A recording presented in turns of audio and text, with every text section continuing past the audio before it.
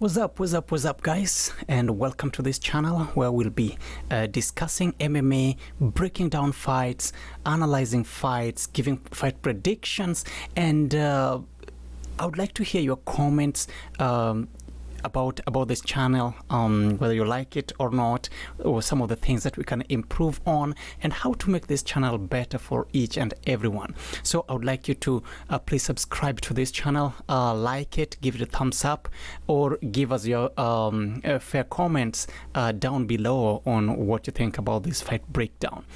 UFC 263, Adesanya versus Vettori 2. This is one of the most stacked cards, especially the main card. I'm super pumped about it, but there are specific fights that I'm super interested in.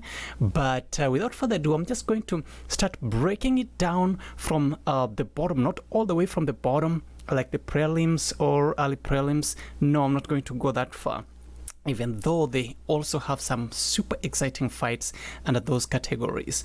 I'm just going to go straight into main card and see what is going to happen there, what we have in stock for us on Saturday. Jamal Hill versus Paul Craig. Oh man, this is gonna be a fun fight. This is gonna be a fun fight. I like Jamal Hill's style. Dude has been undefeated in the UFC with a record of 8-0 against Paul Craig, who is in 14 to 4 and 1 no contest. It is going to be. I'm definitely giving it to Jamal Hill, given his records, how he's been performing, his punching power, his ability to, cardio, and ability to defend takedowns. But with that said, I'm not ruling out Paul Craig. Paul Craig has got excellent potential, high chances of still stealing the game away from Jamal Hill. Now, Jamal Hill just needs to be very composed. He is going against a very, very tough opponent. His composure will determine the victory. If it is going to be a one-punch knockout, I'm leaning more towards Jamal Hill rather than Paul Craig. But this with by no means being disrespectful to Paul Craig at all. Now, the second fight that I'm super pumped about is Belal Muhammad versus Demian Maia. Well, Demian Maia, we commonly know him in MMA as the backpack of the UFC or the backpack of the MMA world. For a reason, dude doesn't like to punch people in the face, yet he's a fighter, which makes it very complex. Do you go with him because he's a fighter, he's a puncher, or you just want to see him, roll people down and choke them out?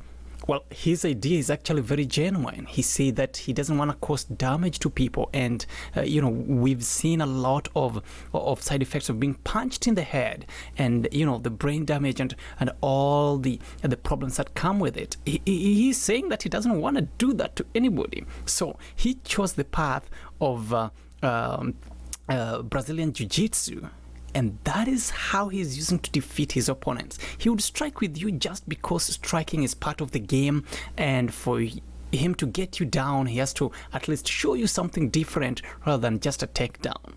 But if Belal Muhammad allows him to get on his back, then that is basically game over. I also have to say that Demian Maia is very good with grappling, and Belal Muhammad is also hard to take down. So this is a good matchup between the two of them. Age-wise, Demian Maia is on the higher side of the calendar, but we've seen him perform even as he was approaching 40s, and he was still beating out veterans out there using Brazilian Jiu-Jitsu. So I'm super pumped about that. Of course, I'm giving it to Demian Maia just because of how skillful he is, how very tactful he is when it comes to sneaking it Jiu-Jitsu moves that if Belal Muhammad is not very careful about, he's definitely going to lose to Demian Maia. Well, Nate Diaz versus Leon Edwards. This is like an old dog versus new dog in the yard type of fight. I'm leaning more with towards Leon Edwards. Dude has got a good record. No disrespect to Nate Diaz. Nate Diaz is a veteran, is the OG in the game, a goat. In his own ways, but with this one I'm giving it to Leon Edwards for simple reasons. Nate Diaz is susceptible to body shots, kicks to the body, kicks to the punches to the body. He reacts differently when he's hit on the body. He also has got these, very weak scar tissues on his face that when punched or hit, good with a jab or just a powerful punch, almost cracks immediately. So I see this one going to be a TKO fight in favor of Leon Edwards. So Leon Edwards is definitely going to TKO Nate Diaz. I would say late round 2, early round 3 for sure, once Nate Diaz's face is all painted red. So it's definitely going to be a TKO. I won't be surprised to see a doctor's stoppage towards going into the third for sure. Now, this next one is the fight that I'm super pumped about and the one that I'm highly waiting for. It's definitely going to be the bang of the night. Davison Figueiredo versus Brandon Moreno. If you were lucky enough to watch their previous fight, when Brandon Moreno challenged for the belt and Davison Figueiredo defeated him, then you know what I'm talking about. This is going to be an exciting fight. It's going to be from bell to bell. Boys will be swinging.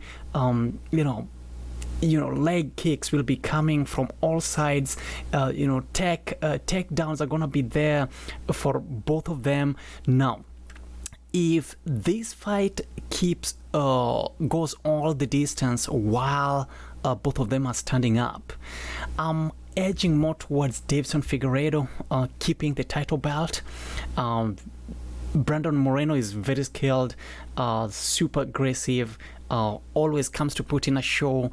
But with this one, I'm leaning more towards Davison Figueiredo. He's got nasty leg kicks, he's got, the takedowns, he's got power punches, which Moreno is tough. I also have to give him that. He's got a chin, he can take punches, he can take a beating. A kid can last in there 5 rounds without a doubt.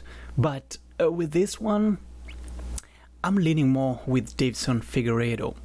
There's some fights that either make you a better person or a terrible person, and I'll give you an example. One of the fights that made Rory McDonald be who he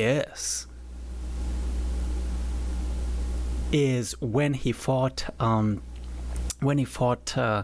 the title in UFC against Robbie Lawler. Both of the fights were insane. Now, both of those fights made them different people, and they've never been the same again to date. I would say specifically from those fights. Reason being, you give it all, but the result always comes in the same, with a lot of damage.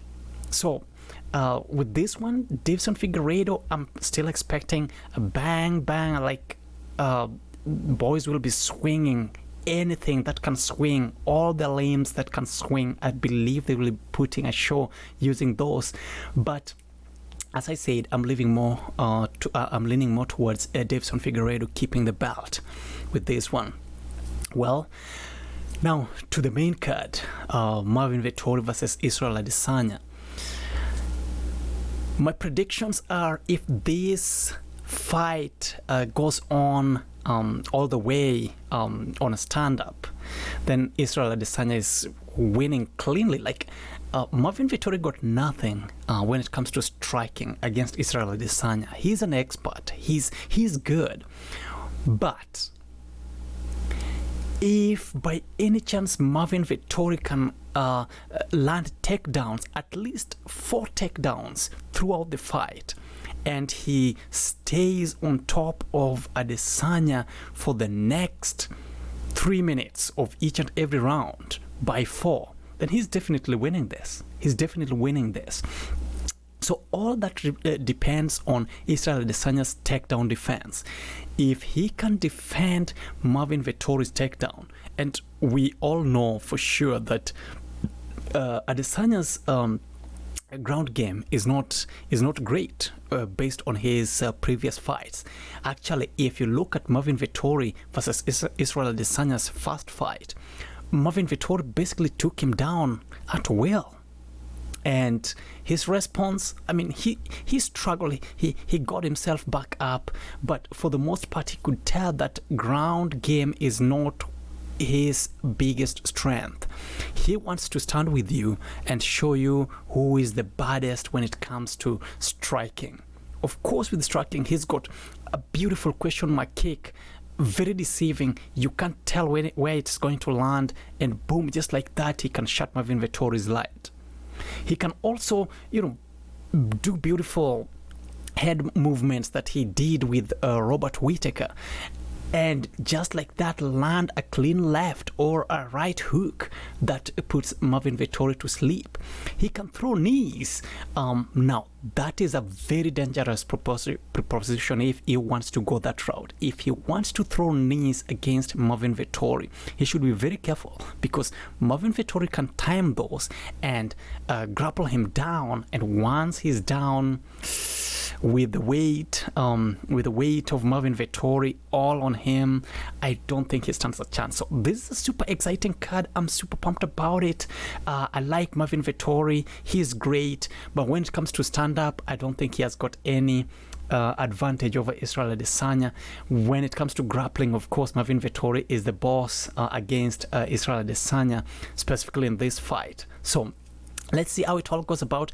I'm giving it, I'm going to go with Adesanya, 3rd round TKO, head kick. From a head kick, for sure. From a head kick, 3rd round TKO. That is what I'm calling it about. But I would like to hear what you guys think about the analysis, who you think is going to win, how, and please put them down in the comment. Make sure you like the video. Make sure you subscribe, because I will be coming in with hot videos from now on MMA reviews, analysis, chats, debates, talks, right here on this channel. Once again, thank you so much for tuning in. Have a wonderful evening and enjoy your watching the fights tomorrow. Thank you.